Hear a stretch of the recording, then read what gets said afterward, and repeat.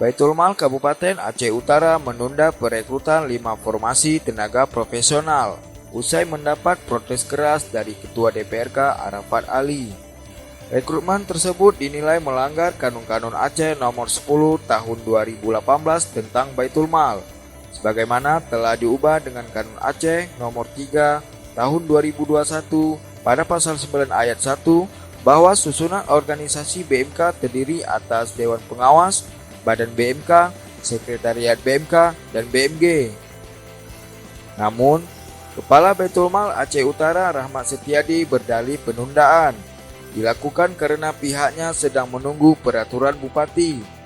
Sedangkan sejak dibuka 2 hari lalu, aplikasi pendaftaran sudah menerima 271 pendaftar.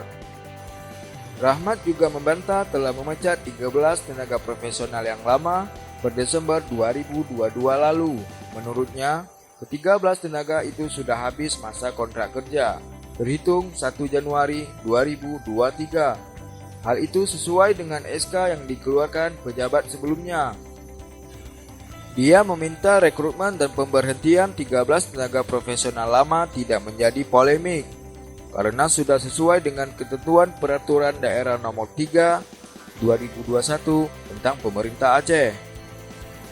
Sementara itu, salah seorang tenaga profesional lama yang tak ingin disebutkan namanya mengaku telah dipecat secara sepihak oleh Kepala Sekretariat yang baru tanpa pemberitahuan sebelumnya dan juga tanpa diketahui oleh Dewan Pengawas dan unsur BMK Aceh Utara lainnya. Dia juga mengaku sudah mempertanyakan ke seluruh Dewan Pengawas terkait pemecatan itu, namun mereka mengaku tidak tahu. Jadi menurutnya ini adalah pemberhentian yang dilakukan sepihak oleh Kepala Sekretariat.